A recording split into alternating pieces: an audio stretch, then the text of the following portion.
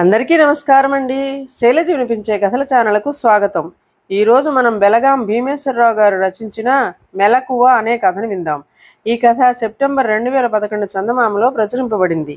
రామభద్రపురంలో బంగారరాజు అనే ఒక వర్తకుడు ఉండేవాడు. అతడు వృద్ధుడయ్యాక ఇద్దరు కుమారులను పిలిచి, మనకు అచ్చి వచ్చిన కిరాణా వ్యాపారం ఇద్దరు వేరువేరుగా చేసుకుని వృద్ధిలోకి రండి.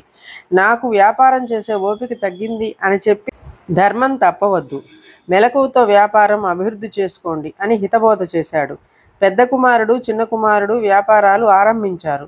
కొంతకాలం గడిచాక తండ్రి ఇద్దరు కుమారుల వ్యాపారాల గురించి వాకపు చేశాడు.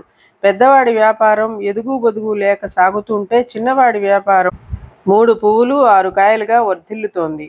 ఒకరోజు బంగారరాజు ఇద్దరు కుమారులను పిలిచి వ్యాపారం గురించి అడిగాడు.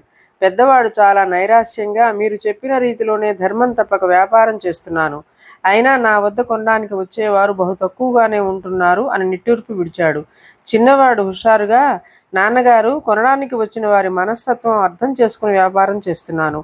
ఎప్పుడో కానీ అవసరం కాని వస్తువులు మిగతా వర్తకుల కంటే చౌకగా ఇస్తున్నాను. మిగిలిన వస్తువులు కూడా అలాగే ఇస్తానని నా దుకాణానికి జనం ఎగబాకుతున్నారు. మీరు చెప్పినట్టుగానే నేను ధర్మం తప్పలేదు. ఒక వస్తువు అమ్మకంలో కలిగిన నష్టం మిగిలిన వస్తువుల మీద పూరించుకుంటున్నాను. అదే నా వ్యాపార విజయానికి రహస్యం అన్నాడు. చిన్నవాడి తెలివితేటలకు బంగారరాజు అబ్బురపడి చిన్నవాడిని చిల్లర వ్యాపారంలో స్థిరపరిచి పెద్దవాడిని టోకు వ్యాపారంలో స్థిరపరిచాడు. ఇదండి ఈ కథ. ఈ కథ మీకు నచ్చినట్లయితే లైక్ చేయండి, షేర్ చేయండి, కామెంట్ చేయండి, సబ్స్క్రైబ్ చేసుకొని నన్ను ఎంకరేజ్ చేయండి. నమస్కారం అండి.